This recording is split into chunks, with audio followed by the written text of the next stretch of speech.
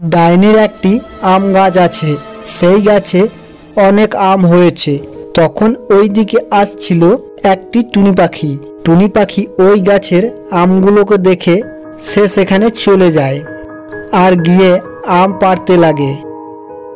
তখন ওই ডাইনিটি চলে আসে।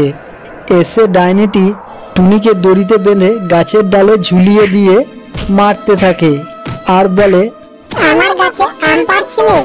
তোর সাহস তো কম নয়। এই বলে সে তার মুখ থেকে আগুন বের করে নিচে আগুন লাগিয়ে দেয় আর বলে, তুই কান্নাকাটি করে নে, একটু পর আগুনে পুড়ে মারা যাবি।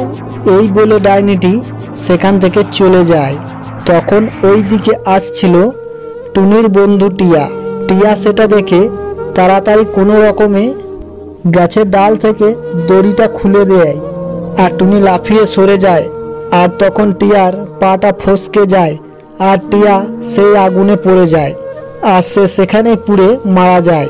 আর টুনি কোনো রকমে সেখান থেকে বেঁচে যায়। তখন টুনি আরও কান্নাকাটি করতে লাগে আর বলে, বন্ধু, তুমি আমাকে বাঁচাতে এসে নিজের জীবনটাও দিয়ে দিলে।